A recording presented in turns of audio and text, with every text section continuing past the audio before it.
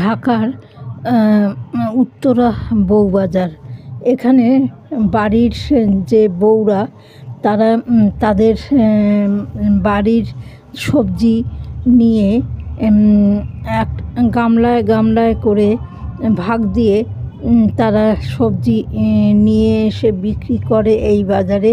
তাই এই বাজারের নাম বউবাজার।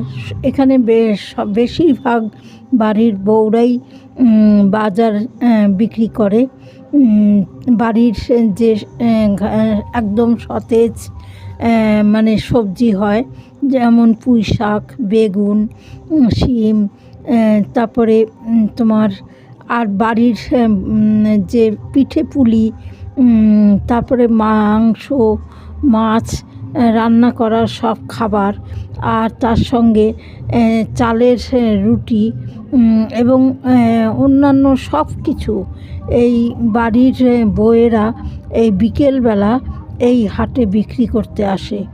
আর প্রচুর ভিড় এই দেখার জন্যে।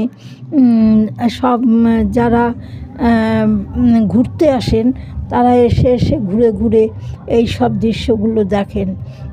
এখানে ওই বউয়েরা গামলায় করে কিছু কিছু করে সবজি রেখে তারপর তারা ওই ইয়েগুলো ওই সেই একটা দাম ধরে বিক্রি করে দেয় এবং সেই টাকা নিয়ে তারা বাড়ি ফেরে। এইভাবে প্রতিদিন বিকেলবেলা বাড়ির সবজি এনে বিক্রি করে তারা দুটো পয়সা রোজগার করে।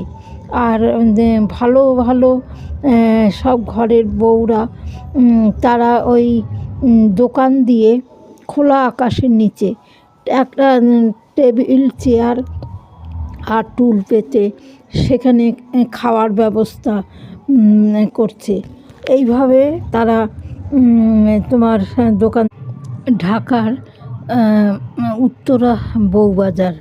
এখানে বাড়ির যে বউরা তারা তাদের বাড়ির সবজি নিয়ে এক গামলায় গামলায় করে ভাগ দিয়ে তারা সবজি নিয়ে এসে বিক্রি করে এই বাজারে।